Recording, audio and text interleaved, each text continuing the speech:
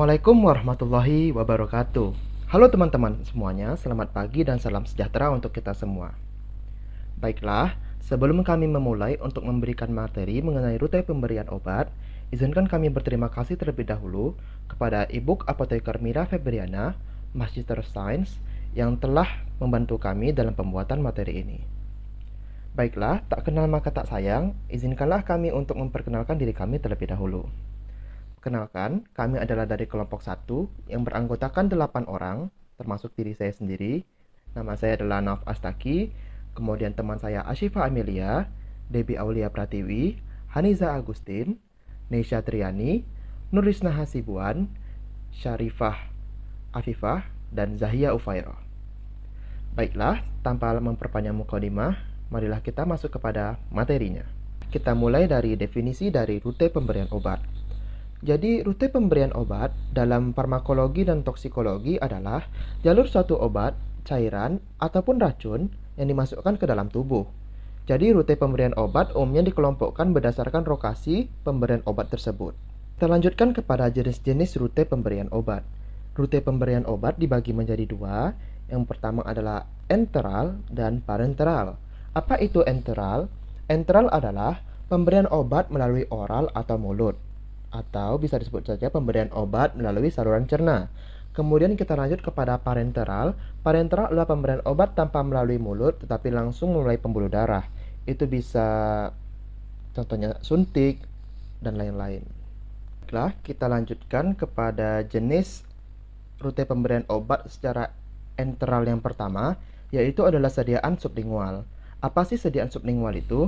Jadi, sediaan sublingual adalah sediaan obat yang ditempatkan itu di bawah lidah dengan tujuan agar obat tersebut dapat langsung masuk kepada pembuluh-pembuluh darah yang berada di bawah lidah. Contoh obatnya adalah isosobit dinitrat. Dan salah satu yang mempengaruhi pemilihannya dan salah satu juga termasuk salah satu kelebihannya yaitu adalah pemberian efek yang terhitung cepat dikarenakan dia tuh langsung masuk ke pembuluh darah yang berada di bawah lidah tersebut. Dan untuk kekurangannya, hanya sebagian obat yang dibuat itu bisa dibuat dalam sediaan sublingual. Dikarenakan hanya sebagian obat saja yang dapat diabsorpsi melalui mukosa mulut, jadi jumlahnya sangatlah sedikit.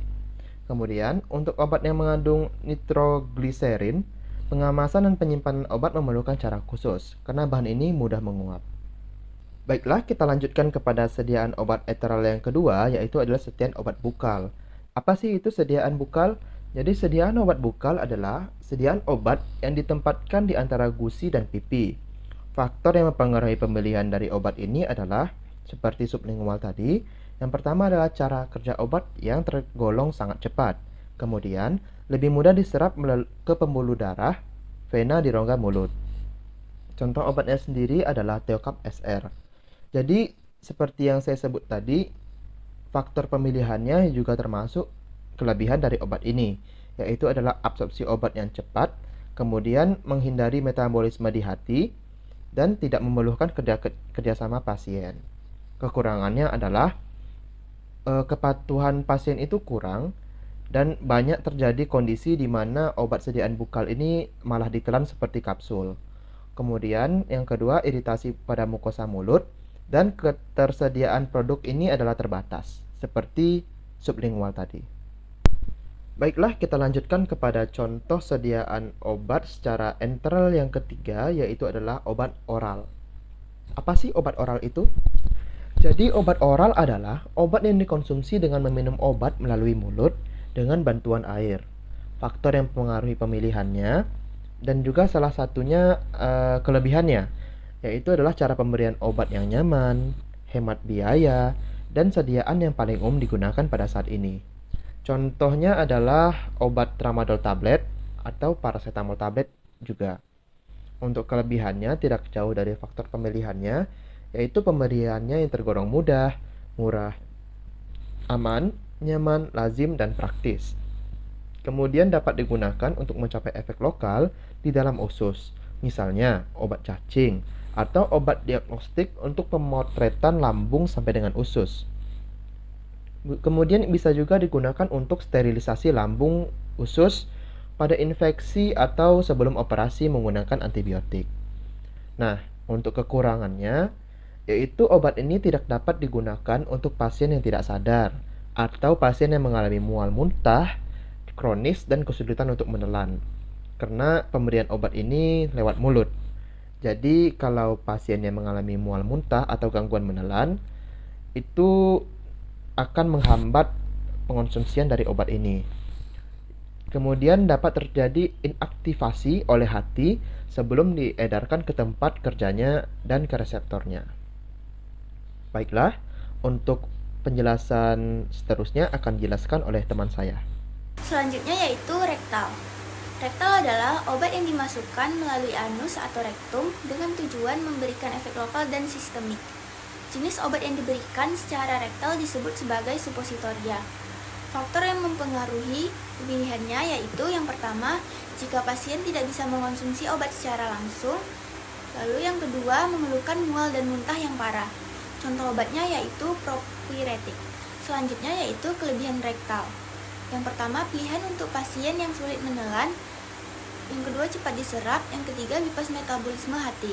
Kekurangan rektal yaitu yang pertama, keterbatasan penyerapan, iritasi lokal, mengalami ketidaknyamanan. Yaitu parenteral. Seperti yang sudah dijelaskan tadi, parenteral adalah pemberian obat tanpa melalui mulut tetapi langsung melalui pembuluh darah, seperti injeksi. Injeksi adalah suatu metode untuk memasukkan liquid ke dalam tubuh dengan menggunakan squid dan jarum melalui kedalaman tertentu, agar bahan-bahan tertentu dapat didorong masuk ke dalam tubuh. Kelebihannya yaitu pemberian cairan dan elektrolit yang seimbang kepada pasien. Yang kedua, dosis bisa disesuaikan secara pasti. Yang ketiga, absorpsi cepat. Lalu pemberian yang relatif mudah, steril, bisa untuk pasien yang sulit menelan dan susah menggunakan sediaan bentuk lain. Selanjutnya, kekurangannya yaitu berisiko penyakit menular lewat peralatan suntik, berisiko tidak steril atau sudah terkontaminasinya sediaan injeksi, nyeri dan ketidaknyamanan, reaksi tempat suntikan seperti kemerahan, gatal, memar, atau iritasi. Lalu yang terakhir, keterampilan teknikal kurang. Selanjutnya kita masuk ke macam-macam jenis suntikan. Yang pertama adalah intravena. Intravena dilakukan dengan menyuntikkan cairan yang mengandung obat secara langsung ke pembuluh vena dengan tujuan agar obat dapat bereaksi dengan cepat, misalnya dalam keadaan darurat. Faktor yang mempengaruhi pemilihannya yaitu digunakan di saat untuk meredakan nyeri, anti mual, atau antibiotik. Contoh sediaannya yaitu vancomycin. Selanjutnya yaitu intraarteri. Intraarteri ialah suntikan yang dilakukan untuk memasukkan obat atau sejumlah cairan ke dalam pembuluh nadi. Dilakukan untuk membanjiri suatu organ, misalnya pada penderita kanker hati. Faktor yang mempengaruhi pemilihannya yaitu intraarteri cenderung mengurangi efek sistemik karena pemberiannya lebih langsung. Contoh sediaannya yaitu thiopental sodium. Selanjutnya ada intraartikuler. Intraartikuler yaitu suntikan yang dilakukan untuk memasukkan obat atau sejumlah cairan ke dalam rongga pleura. Faktor yang mempengaruhi pemilihannya yaitu faktor intraartikuler. Injeksi ini dapat membantu meredakan nyeri sendi dan mengurangi peradangan. Contoh sediaannya yaitu Hyalgan. Selanjutnya itu ada subkutan. Subkutan penyuntikan di bawah kulit yaitu pada jaringan konektif atau lemak di bawah dermis. Faktor yang mempengaruhi pemilihannya yaitu digunakan untuk obat yang tidak merangsang dan larut baik dalam air atau minyak. Contoh sediaannya yaitu yang pertama ada vaksin, obat-obatan preoperasi, narkotika, insulin, dan heparin. Selanjutnya yaitu intramuskular. Intramuskular yaitu penyuntikan dilakukan dalam otot seperti otot pantat atau lengan atas. Faktor yang mempengaruhi pemilihannya yaitu faktor penggunaan intramuskular ialah untuk memasukkan obat dalam jumlah yang lebih besar dibandingkan melalui subkutan. Contoh sediaannya itu streptomycin sulfat. Selanjutnya ialah intradermal. Intradermal ialah suntikan yang diberikan ke dalam dermis, tepat di bawah epidermis. Faktor yang mempengaruhi pemilihannya yaitu intradermal digunakan agar mudah diserap oleh tubuh. Contoh sediaannya yaitu vaksin BCG kering. Selanjutnya ada intraperitoneal. Suntikan intraperitoneal yaitu suntikan yang dilakukan untuk memasukkan obat atau sejumlah cairan ke dalam ruang selaput rongga perut. Faktor yang mempengaruhi pemilihannya ialah untuk memberikan obat secara cepat dan mengobati kanker. Contoh sediaannya yaitu poligraf. Nah, rute parenteral yang selanjutnya ialah inhalasi. Inhalasi merupakan obat yang disemprotkan untuk disedot melalui hidung atau mulut dan penyerapannya dapat terjadi pada selaput mulut, tenggorokan, dan pernafasan. Faktor yang mempengaruhi pemilihannya ialah obat langsung menuju paru-paru dan memiliki efek samping yang lebih jarang dan lebih ringan dibandingkan obat yang diberikan secara sistemik. Contoh sediaannya yaitu bentuk sediaan gas, zat padat, atau aerosolol. Kelebihan dan kekurangan dari inhalasi ini ialah yang pertama kelebihannya, penyerapannya cepat, sasaran yang tepat, obat bekerja langsung pada saluran nafas, dan dosis obat yang digunakan kecil. Sedangkan kekurangannya, teknik yang memerlukan latihan, efek samping lokal, dan keterbatasan jenis obat. Nah, materi selanjutnya akan dilanjutkan oleh teman saya. Selanjutnya, pemberian obat secara topikal. Topikal adalah jenis obat yang cara pakainya dioleskan langsung ke permukaan kulit ataupun selaput lendir. Faktor apa saja yang mempengaruhi pemilihannya? Yang pertama, lebih mudah penyerapannya. Yang kedua, biaya yang tidak mahal. Selanjutnya, mudah dijumpai. Contoh dari obat jenis topikal ini adalah Dermatix. Kelebihan pemberian obat secara topikal, yang pertama, dapat diaplikasikan dengan mudah. Yang kedua, efek lokal yang lebih spesifik, mengurangi efek samping sistemik, karena obat hanya bekerja di area yang dioleskan. Yang ketiga, memungkinkan kontrol dosis yang lebih fleksibel. Dosis bisa disesuaikan dengan luas area aplikasi dan frekuensi pemakaian, misalnya mengoleskan lebih banyak krim atau salep yang dibutuhkan. Kekurangan pemberian obat secara topikal, yang pertama, penyerapannya terbatas karena tidak semua obat bisa menembus kulit dengan baik, terutama jika molekulnya besar dan bersifat hidrofilik. Yang kedua, tidak nyaman dipakai jika sedang berkeringat.